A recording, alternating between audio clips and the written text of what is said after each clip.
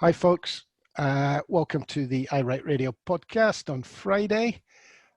Stuart's just taken his hat off. I completely forgot, and Jimmy's far too busy to consider such trivialities as hats. We're going to cover the Margaret Ferrier Hate Fest, otherwise known as the Nicola Sturgeon press conference. And then basically there is so much going on at the moment. I've yet to see the Tories linking Margaret Ferrier to Donald Trump catching COVID, but I'm sure that'll appear on Twitter at some point. So the press conference today, Jimmy. Hi, I happened to watch a bit of the BBC One nonsense.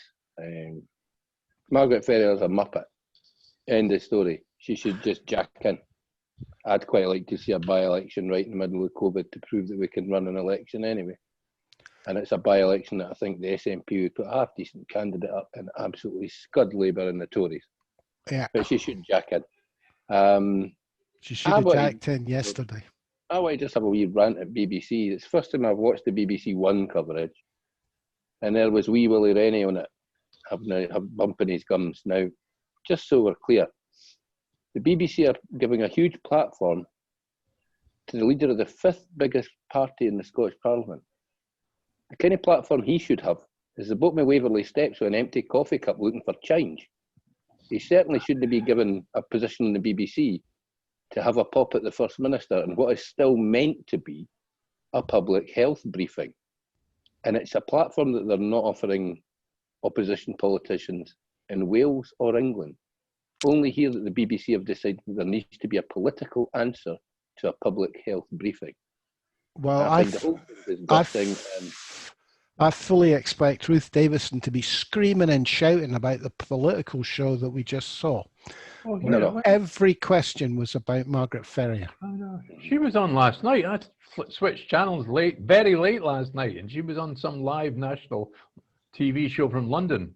Was it Sky or something? I don't know. It was gone about 11 o'clock or something. Well, I mean, the point here is the only time you don't see Ruth Davison or Dross is when there's questions to be asked of the Tories. Yeah.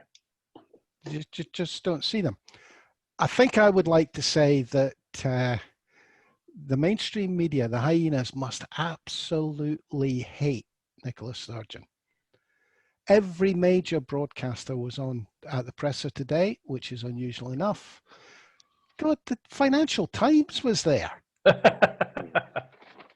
Not because of any other reason than an opportunity to denigrate the SNP, who seemed to be the only party with any principles. She came out unequivocally saying, I told her to resign. I can't make her resign, but that's what I want her to do. Ah, well, did you do it quick enough? Did she wear pink shoes when she phoned you?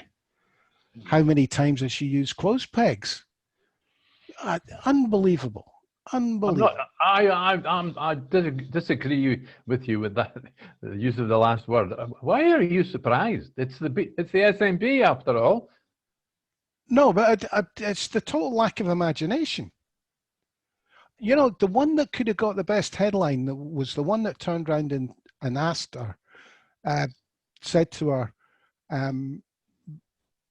why do you think you're the only political party prepared to come out publicly and ask for resignation from one of your elected representatives? Oh, they're not going to ask that. They'll lose their job. That was the only question worth asking. No, well, I thought Michael Blackley's question was worth his while asking it because he got skelped again. It doesn't matter what I say, she said, it'll never be enough for the Mail. The SNP has due process, and unlike other parties which would apply rank political opportunism. So, what are the rave that we're not letting you go to because you're too old to go to raves? Is it a seated rave? I missed the first word. I've no idea. Apparently, there was two breaches of the rules. There was two questions about. One of them was stock car racing at Lochgelly, And the other one was apparently a Glasgow rave, but I missed out the word. I couldn't imagine No, how the rave hasn't happened yet. It's not happened yet. It's happening this weekend. Right. And they're checking that, I presume that it's obeying all the rules. It's going to be outdoors As in to the whether rain. it goes ahead. Well, most raves are outdoors, are they not? Yeah, but it's going to be a Storm Alex is arriving, so that's going to be fun. Everybody will be out there tits. They didn't give a monkeys about the weather. And that'll help keep COVID down. Aye. So, you know. To be honest, mate, anybody that wants to go stock car racing in Lochgelly, you've got a hell of a lot more to worry about than COVID if you're willing to do that. You're basically a redneck. Go and beat it to the South of America. Ooh. And it was me telling you to invest in Fife. You're not be welcome there now. Well, come on, mate. Stock car racing was boring 40 years ago when they were doing it at Cowdenbeath. It can't have got any better. I had a pal that used to go to the motorbike one. What was that called? The daily commute on the M8? I don't know. You know, they go round in a circle. Oh, Speedway. Aye, that's what Speedway. His nickname was First Corner, because whoever gets to the corner first tends to win. Oh, I thought you meant he got to the first corner and that was as far as he got. No, I was expecting that as well, Jimmy. So, are we? Do we want to run a book on when Margaret Ferrier is actually going to resign? Can we take guesses? I think she might go and brew her on Sunday and do it live on telly. It would. I think if she wants to be less unpopular, I think a mea culpa on live TV would be a good idea. Yeah, to be honest, mate, I expect she'll be pushed out by tea time today. But if she survives till Sunday, I'd like to see her go on and, like you say, apologise to the electorate, to the party, and to the population of Scotland, and then say, by the way, I have no intention of collecting my MP's pension, and I shall stand down right now, and whatever salary I've got coming this year, that'll go to charity as well. I'd imagine the only thing that would be stopping her would be if she gets offered another job, you know, she could resign straight away. She looks like that she depends on the money for some reason or other. Well, I can't. I mean, just the stupidity of it. It's remarkable, mate. It's absolutely. It's not like this has just happened. Do you know what I mean? We've been going through this since March. But I mean, and I've got symptoms. I've been tested. I'll just jump on a train and go down to London. Look, we talked about a survey that was done last week, and certainly mostly in England, but only about 18 or 20% of the people that are supposed to self-isolating are. So that but she's an MP. She's a member of Parliament. She I agree. A totally different standard. Absolutely, but the fact is, the vast majority are not self-isolating. Well, unfortunately, that's one that goes through the vetting. She's been a candidate twice, eh? She should never have got through vetting. If she's that big a horse's arse, that she thought that kind of action was in any way acceptable, then whoever vetted her wants to be losing their job enough. Well, I mean, keep her away from the bookies. She obviously had a wee punt on that one, didn't she? Anyway, you mentioned South America, Jimmy. I'm not going there yet. What a pity that the leader of the free world has managed to catch coronavirus. What a pity it's taken him so long when he's been trying so hard. Well, I'm more concerned that nobody seems to be worried about the main thing with this. Should we be concerned about a jumping species from humans to Donald? Because he's definitely no human. Who knows? Maybe he'll absorb COVID and start spitting it out laser beams with his eyes or something. That'd be the only way he could win that election, is if he can kill it. Is it a ruse just to get some sympathy? You know, don't forget when Bojo got ill, his popularity rocketed, didn't it? I think it's a ruse to keep him out the next two presidential debates, because clearly he shot his bolt in the first one and didn't win it. That is a good point, Jimmy. I'd never thought of it in that sort of granular way. It could be a way to get off the podium. Aye. So they didn't need Donald to run an anti-Biden campaign. They can just run ad after ad after ad at this point, and Donald can hide away. He won't make any more mistakes in the next 3 weeks, will he? True. See, there's a plan. Well, the other thing is, if he gets so ill that he dies, I can see the white supremacists coming out accusing people of killing him. The Proud Boys. You Do you know they sound as though they're from Belfast for some reason or other. Yeah. The name. Yeah, I know what you mean. I just think anybody that wants to be a Proud Boy needs to wear a rainbow flag round their shoulders and take a wee donder up to the pink triangle. And tight, short shorts. Aye, them's the ones. I was thinking about this, and I was actually trying to come up with something funny, something really totally ridiculous, unbelievable, but it was not possible because it's Donald Trump. Well, you can actually. Look, Irvin Welsh has wished his sent his sympathy and prayers to the virus. No, I don't mean that. I mean outcome-wise. What is something that could definitely, absolutely be so far off the wall it wouldn't happen? But there's nothing in that category when it comes to Donald Trump. Well, what if he dies on the day before the election? When they keep him alive like they did with Stalin. Does his vice president? He could still be elected. The American Constitution is quite clear upon that. If he dies, he would still be elected and could still win as president. At that point, the succession is clear. So, and then Pence takes over. Mm. I thought the most interesting thing I could come up with is that he passes away before the election and Pence takes up the reins. Would he be a more traditionalist, aim for the more traditionalist Republican? Nah, he's a freak show, no, mate. He's an absolute, he eats and shits the Bible. He's an absolute freak show, no. The Republicans, if he became president, the Republicans would find a way to remove him if he won. I mean, it's all moot anyway. They're 10 points behind in the polls, and they've got nothing at the moment that makes it look like they're going to make those 10 points. But maybe that's why this is a ruse. I mean, I saw Mike Pompeo, who's, you could say he's third in line. I suppose Pelosi's actually third in line officially, but he's second in line after Pence. But if Trump's not there, he was interviewed live from a plane, and that was really weird. And he looked very happy. Maybe his visions of him taking over. All very strange. I find it hard to believe it is a ruse. I think he must have it. I can't see how they could make that work. I think you're probably right, and I think he's either no got it or he's got a very mild case, and he'll be back in about 3 or 4 days telling the American people that he's Superman and they need to vote for him because he can wear his pants outside his suit, and if he can beat COVID, he can do anything. And no doubt there's truckloads of bleach and fluorescent light bulbs being shipped into the White House.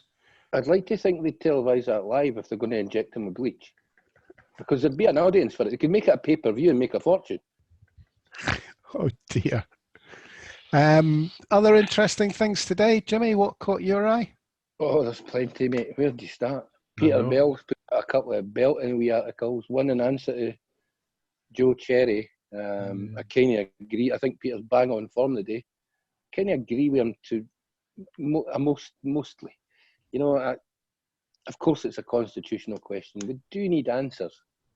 You know, folk are going to chuck these questions at us in the next independence campaign. And the answer should be, it's for the people of Scotland to choose. Exactly. But we should have an answer as well for things like currency. And on the EU, that's a surefire tap-in goal for us, you know.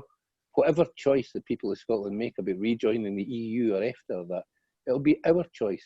It won't be the choice of the people of England, which Brexit was. I think his vision is clearing for me. I'm beginning to understand a lot better his argument. But I think he needs to now differentiate the Yes movement from the SNP. because the SNP needs a policy platform for Holyrood. And that muddies the waters with his argument about, you know, there's only one question to answer here, independence or not. Well, I think today's little article was just a bit clearer on that issue. I mean, I do agree with him on that, but at the end of the day, if you're going to vote for yes, a binary question, yes or no, it's the right of the Scottish people to choose their own government. Yes or no? Yes, but he can't ask the SNP to have a binary election. The SNP, a party of government, want to be the next party of government in Scotland, so they need a policy platform as well. Well, and that makes it slightly more complicated. Well, that assuming that, yeah, I suppose that assumes that there will be a manifesto commitment to have a referendum as they go into this election. It's not just going to be about policies for a devolved government then. I think it's going to be hard for them to avoid it. They might. Said there's going to be a commitment to a referendum, so we have to take them at the word, don't we? Yeah, I think you're right. But the wording of it is going to be really important. No, but I mean, Norrie's right in that sense, because obviously then you've got all these possible policy issues and the question about independence or breaking up the union. It does muddy it a bit. The next Scottish poll is going to be interesting because the SNP have had a hell of a week this week. I would be very surprised if there wasn't a poll being conducted right now. I can't think of a worse position. Nadeem Zahawi isn't he making one up as we speak? Well, but I can't think of any time they've been in a worse position. What, the SNP? Yeah. And I don't think it will be reflected in a poll, to be honest. I think they're bulletproof. They seem to be. Which makes me very. It makes me very wary that some innocuous little thing's going to come along. You know, it's maybe not things that are going to hurt them. What about that poll today? You know, from even big business is quite happy. Only a minority. Yeah, you know, only 22% of big business is worried about if Scotland goes independence. 54% are not the least bit worried if Scotland goes independent. 4 businesses out of 5. Well, I think that's testament to Nicola Sturgeon's handling of the pandemic, where she's looked like a national leader and very few others have. Was that the same poll that came out saying 70% of the Scottish population trusted the Scottish government to run? No, I didn't think it was. That was last weekend. Wasn't it? This is brand new. I'm actually looking at the Ipsos Mori site, and it's brand new. Just 22% of leaders of Britain's biggest businesses agree if Scotland becomes an independent country, it would be a significant risk to my company. 54% disagree, 21% are neutral. In other words, you're right, Norrie. You know, it's like 4 out of 5 leaders of business in the UK are quite happy for Scotland to go independent. The other, and I saw it on Twitter, so I don't know how accurate it is, but apparently the Daily Express ran a poll where only 14% of the Scottish public were in favour of independence. I didn't see the question and I haven't seen the data set, so I have no idea how they got 14%. You'll not get to see the data set, mate. There's absolutely no danger if it's the Express that they're going to let you anywhere near their data set. As for the question, I think it maybe wandered around 2 or 3 corners up a back passage or 2 before it got to the word independence, if it even did. I thought you were obliged to publish. If you published the data, you had to publish the data set. I think, yeah, you're probably right, mate, but they probably only published online so they could get around it. Look, my mother died 25 years ago. All her life, her best friend was a reader of the Daily Express. All her life, we used to worry about the company she kept, my siblings and I. And yet she maintained her own support for independence and things. You wouldn't wrap your chips in that thing. But the Daily Express has not changed in my lifetime. You think it's bad today? It was just the same when I was 20 years old. Well, I have to tell you that one of the reasons I brought that up was a comment on our YouTube page about us being nasty to Nicola. All opinions get aired on this. Unbiased. Even rows about the Daily Express. Yes. See, you say that, but if Willie Rennie wanted to do an interview, one of you two guys would have to do it, because I'd end up doing something nasty, wee Willie Winky. Well, I was going to put up pictures as the backdrop today of Miles Briggs, Mr. Carmichael, and the half dozen or so Tories who I suspect have been involved in the rape case at Westminster. Because the hypocrisy coming out of every major political party at the moment. Ian Murray questioning Blackford at Westminster as though Blackford was in government. I have missed. Mate, I despair of Scottish Labour. I really do. You know, I'm a former party member. I'm very much a supporter of the Labour Party, but what they're reduced to now is just ridiculous, man. I mean, you've got Richard Leonard, who can't open his mouth unless he's wound up by whichever trade union has paid his, presumably his bar bill or his hooker bill for the week. Ian Murray's he should just join the Liberal Democrats with a wee blue tinge, because he's never a Labour man as long as my arse points downwards.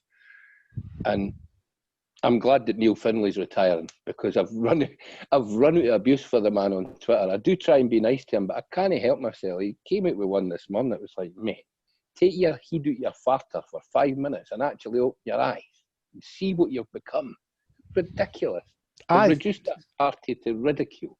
I have to be honest. I think that Neil Finlay is leaving Holyrood because he can't handle the Labour Party in Holyrood.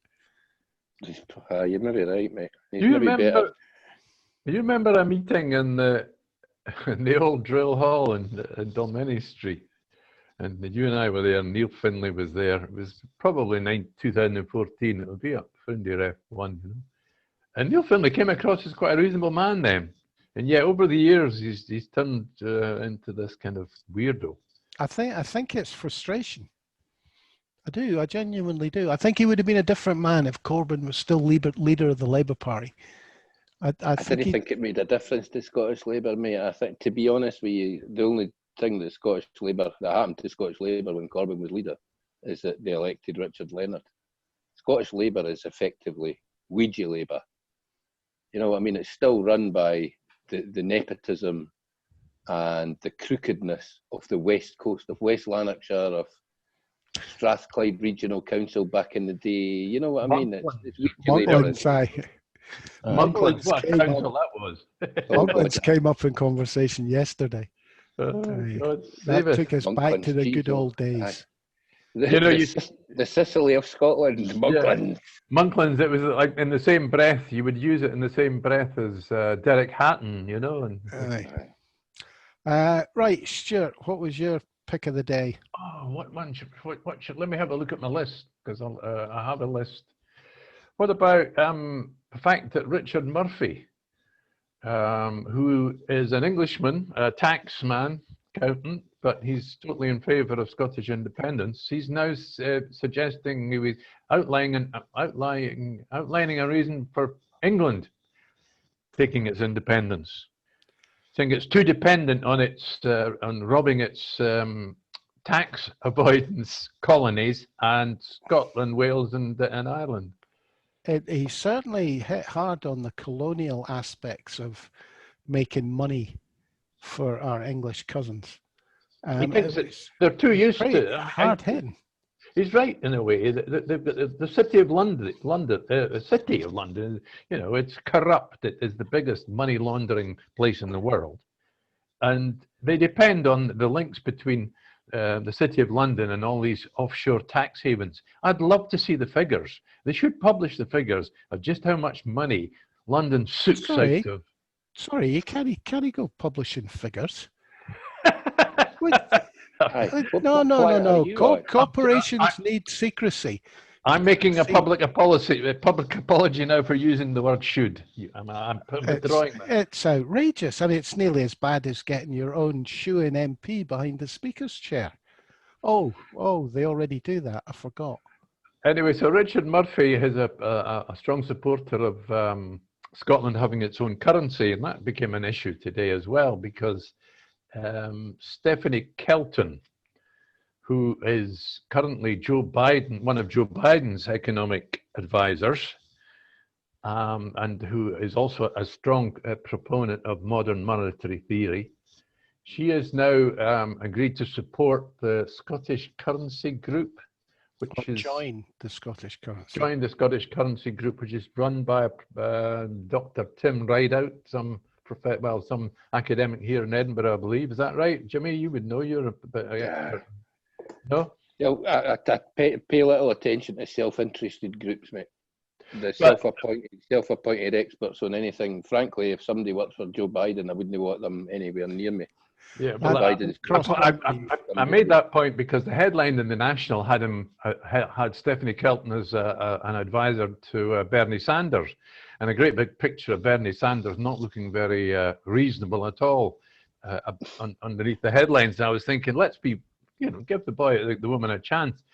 I think if you're going to talk about policies that I probably have to be agreed before you go for this referendum, yes or no, should Scotland govern itself or not. The currency is the one that is the weakness. The economy is the weakness. The currency is the issue. Scotland should go for its own currency as fast as possible.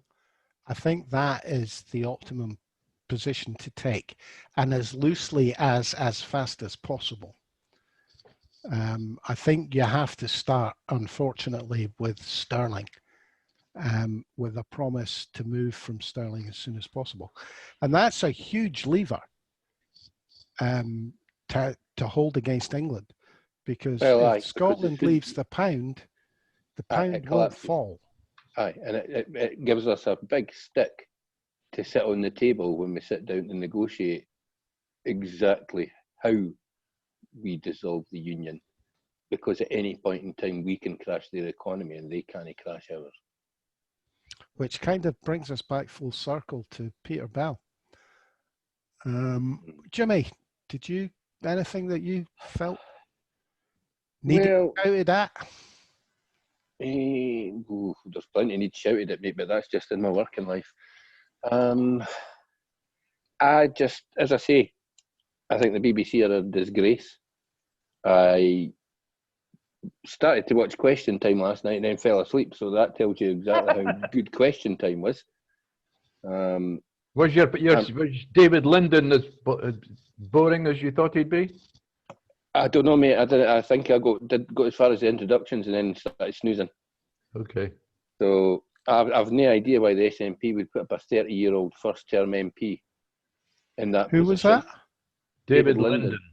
I didn't watch it, and I haven't watched it for weeks.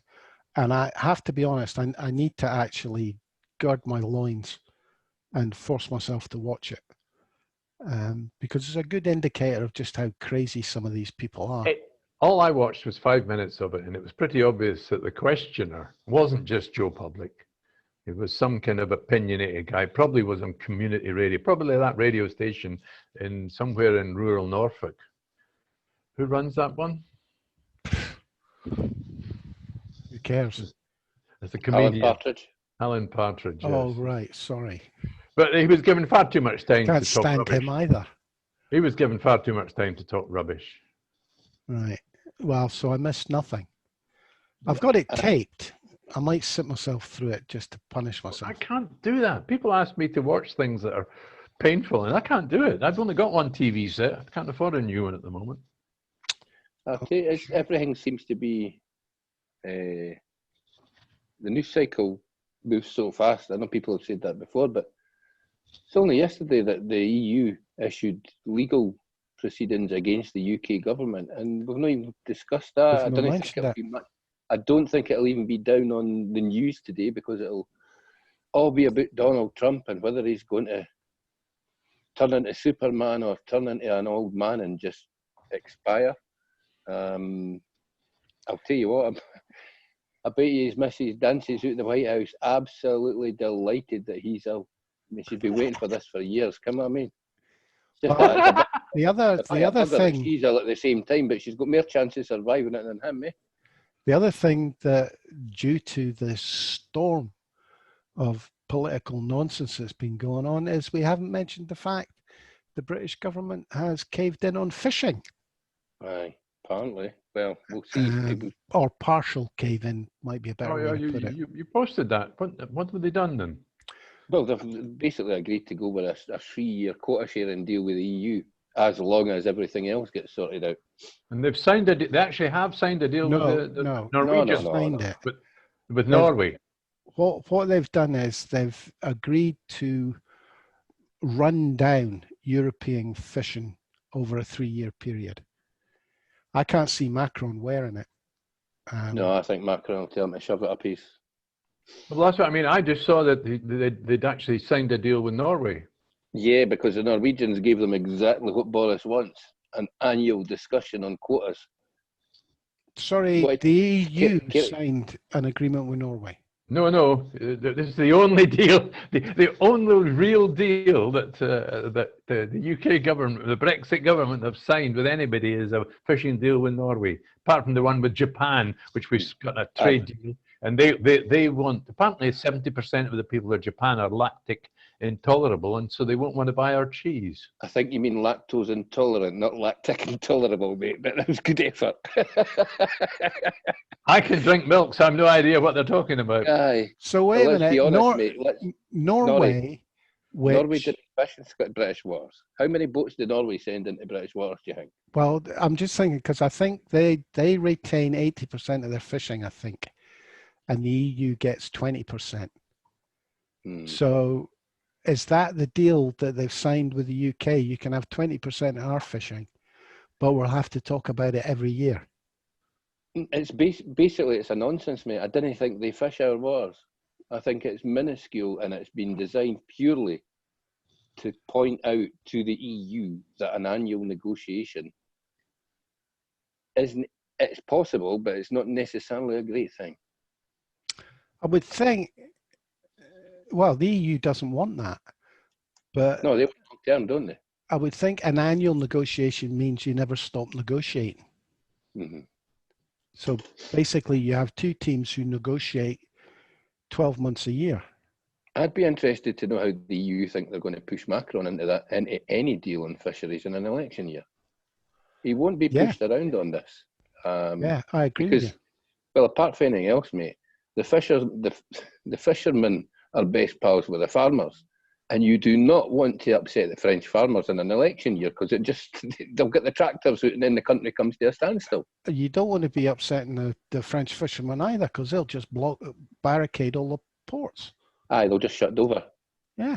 Well, now that you mentioned nearly mention asylum seekers, I gather Priti Patel is planning to set up concentration camps on a Scottish island somewhere. I don't know which island. Well, it started with Ascension Island until she worked out that the petrol costs of flying the refugees out there would totally destroy her budget in the Home Office.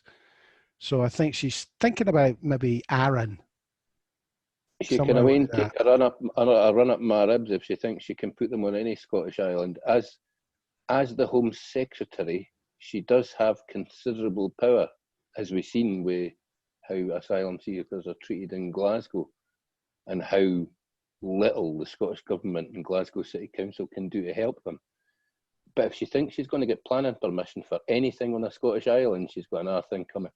Oh, well, they've now got, well, it's not quite royal assent yet, but they've passed that internal market bill that allows them to override planning consent. No. So they've not passed that. It's go past stage 2, Stuart. It's still to go through House of Lords in stage 3 yet. Yeah. And you're right, Stuart. I would say the technicalities, but anyway. No, it's not a technicality. I watched Gove lie through his teeth to the Scottish committee, the Holyrood committee, questioning him the other day. And he just sat there and went, no, it's all fairy tales and bullshit. Patrick Harvey got really annoyed with him. Patrick Harvey tried hard, But Gove's point was, no, it's all made up stories. It's no true. We won't do that. You can trust us. No, no, no. Prove that. And then he did the classic, give me an example. And Patrick Harvey gave him the example of building regs, and he just refused to accept it was an example and asked him for more. Well, could I classic possibly schoolboy debating? Could I possibly give him the answer of the easiest trade deal in history, as he talked about? That no deal was a vanishing nonsense that would never happen. It was something along those lines that he said 4 or 5 years ago, wasn't it? Well, why? I mean, nobody sitting on the committee believed the word he said, but he was so brass-necked about it. You know, that's why he's successful. That's why he's successful, mate. He's oily, so nothing sticks to him, and he doesn't care. He will lie through his teeth. He would tell you black was white. He would walk into the boardroom at Ibrox, paint it green, and insist it was royal blue if somebody was going to give him a cheque for 100 grand to do it. Yeah, because he's only motivated by money. It's the only thing that matters to Michael Gove is cash. But underpinning him, don't forget, is an 80-seat majority and the backing of the Murdoch organisation. Well, I mean, it doesn't matter, mate. I still didn't think they're getting their and the press. I don't think they're getting in general, not just Murdoch's crowd. A lot of them. There's been nothing in the papers. There should have been banner headlines. Scotland castrated by Tory bloody business bill. The press aren't going to report. The press, you're lucky the press even told you Michael Gove was in Scotland. They didn't want people knowing that he's here because there's every chance that people will go and bloody protest the GIP. I don't think he was in Scotland. He did it remotely while drinking cups of tea. Sitting side on to the camera, drinking cups of tea. Oh, I know, he was still in London, I think. Yeah. He didn't look anything like a witness. Surprised he wasn't in his smoking jacket and partaking of his pipe. He was just short of that. Perhaps he was side on because his pipe was inserted into his nose and he didn't want anybody to notice that. Well, it was absolutely outrageous. Maybe he's taking his coke in slow release methods. Like a patch. Yeah, well, I'm not going to mention the ones that I know about. That's giving away too much. You're well, apart still from anything else, mate, it's the worst suppository on the planet. You mentioned it, not me. You still got your rave head on, Stuart. Anything else? What do you mean he's still got his rave head on, mate? Stuart's had a rave head since the 70s and it's never going to change now. I quite liked, there was another article, Peter Bell more or less supported what Joanna Cherry was saying, and which we've more or less covered. He also reposted an old article he wrote, which he was saying we shouldn't be going to court to, there's somebody called Keating wants to go to court to challenge the Section 30 order, and no, he reckons we shouldn't be going to court. We should just blunder on and let others take us to court. And to some extent, I agree with that. I agree with him, but I would certainly say that we should go to take to the internal market bill. Should it get through the House of Lords unchanged, which I very much doubt, that should automatically be referred to the Supreme Court, because I can't see with the Supreme Court's judgment on the Sewell Convention and where they came down. I cannot see them not wanting to tear the internal market bill to shreds. I don't see how judges can say that such and such a thing doesn't infringe upon devolution when the internal market bill so blatantly does. I think that should be challenged immediately. I don't think we'd be the only people to challenge it. I think the Welsh will do it. I think the Irish unionists in Belfast will be bought off, so it'll be us, the Welsh, and remember the European Union will probably have a case through the European Court at the same time.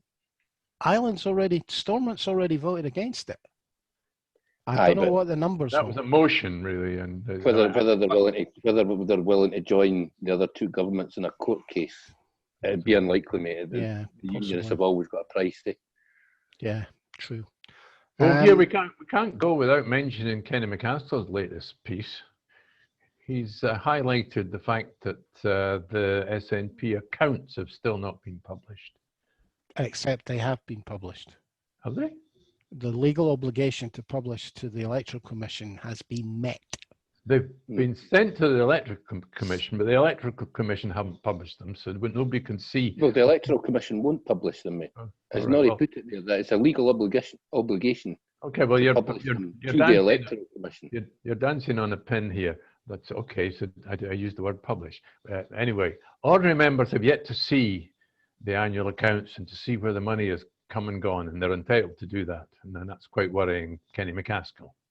Yes. I'm worried that Kenny McCaskill started a one-man Kenny McCaskill party. Aye.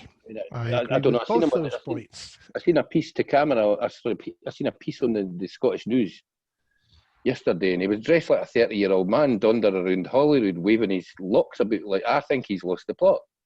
I worry that Kenny McCaskill having no midlife crisis because he's closer to the end than he is the mid.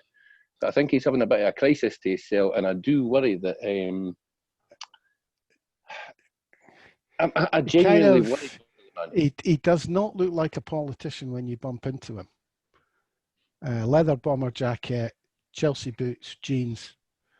You know, he's not a shirt and tie man once he's out the chamber. But he looks like the type of guy that you wouldn't want to bump into twice, mate. You'd point him in the general direction of where he was gone and hopefully never see him again. Well, I've come across him a few times socially over the years, and he's lucky you. Probably wearing the same leather bomber jacket he was wearing back. Well, I used to go up the SNP club on a Friday night to start my weekends, and Kenny would usually be there. I can't think of anything worse. Nice fella to have a pint with. He knows his way around the beers. But Kenny and George Kerrivan, George was an SNP MP as well. They're both unshackled. George because he's no longer obliged to follow party lines, and Kenny because his career is essentially finished. He's still an MP. No, but I mean within the party. Did he just go down to Westminster because the pension benefits are far better for being an MP than they are as an MSP?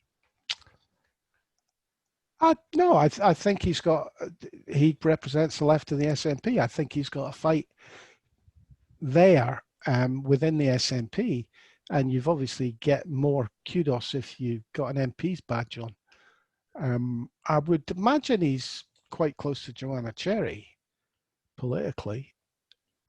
But I would imagine she'd keep him at arm's length, mate. She's got a future in the party, and Kenny. Well, that's what I'm saying. He's the loose cannon. He's the guy that can say anything he wants because his ambitions have already been realised within the party. Well, as far as they ever were going to be, he obviously wanted to be leader after Alex and was never getting that job. No. And I never saw that coming. He's got a Jim Sillars feel to him at the moment. Not as bad as Jim Sillars, but that's quite worrying.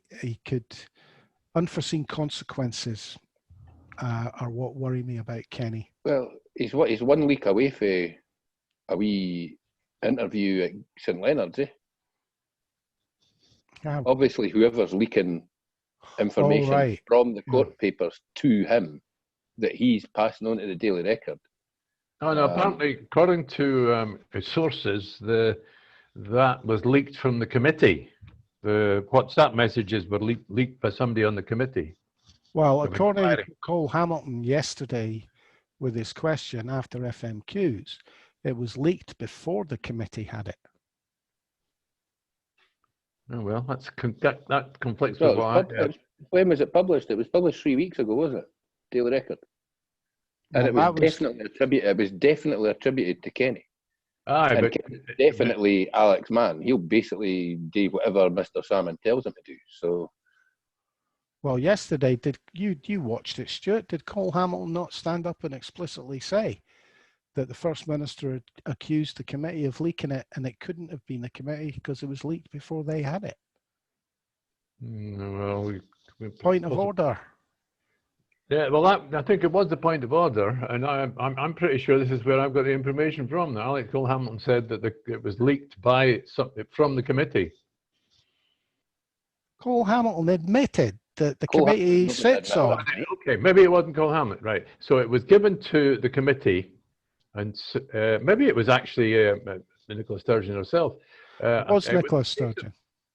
It was a case. It was Nicola Sturgeon, was it? She hinted. She didn't. She was complaining that I think it was her that was complaining about information given to the committee was leaked, which would be an excuse for her to add on to some information that she didn't want to.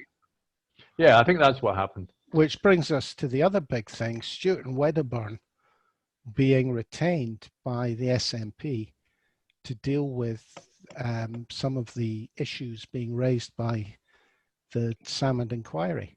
Who's Stewart Wedderburn? No, Shepherd and Wedderburn. Shepherd and Wedderburn, they're lawyers, big lawyers. Lawyers, but somebody's making this big to be a big thing. You know, Scotland's biggest solicitor retained by the SNP. Frankly, Shepherd and Wedderburn are one of the better firms in Scotland, and they have some fantastic lawyers. So, given exactly the shitstorm that we're in the middle of, or the SNP find themselves in the middle of at the moment, I'm not surprised that they've engaged some decent legal minds, because end of the day, their handling of the entire Salmond affair so far has been rank amateur. So why not get a decent legal brain in there? Say, this is everything that we have. This is everything that we know. What do you suggest?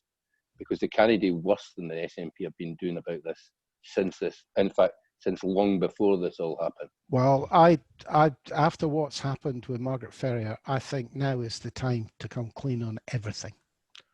Bang it out there, because I do think they're basically bulletproof for 99% of the electorate. If they go quickly, they're bulletproof for the election. That's my opinion. Yeah, I think you're right. It's whether she wants to hang her husband out to dry, mate, because her husband is bang to rights. There's no getting away from what he said in those WhatsApp messages. And knifed Alex Salmond. Yeah, and Alex Salmond was his employer, was his friend, and Alex Salmond introduced him to Nicola. And he's knifed him in the back continuously, probably 4 or 5 times. So at that point, caught doing it, Norrie. That's the thing. No, Jimmy, I still live in hope that he learnt enough off Alex Salmond for this to be some sort of misdirection.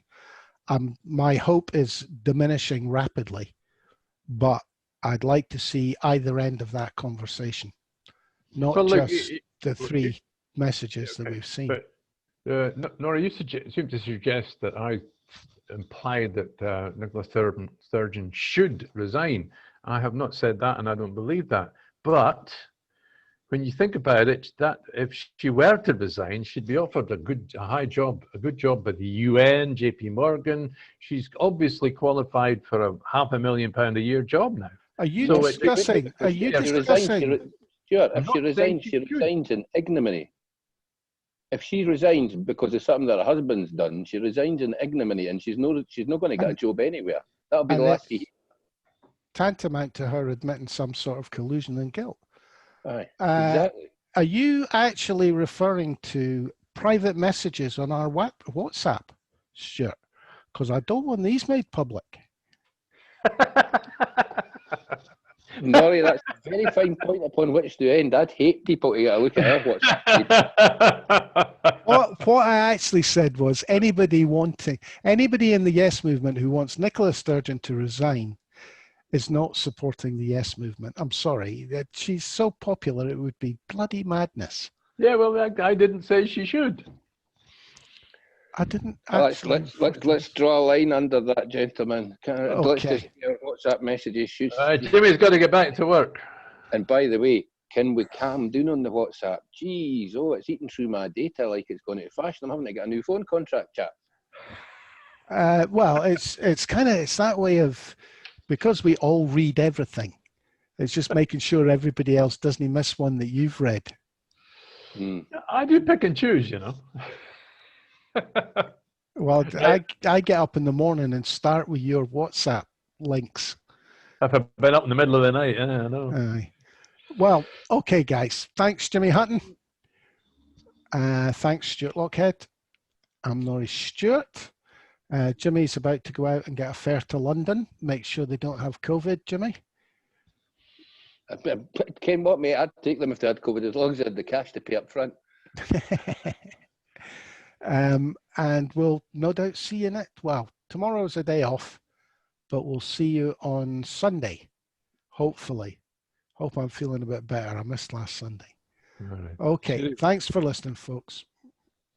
Cheerio for now.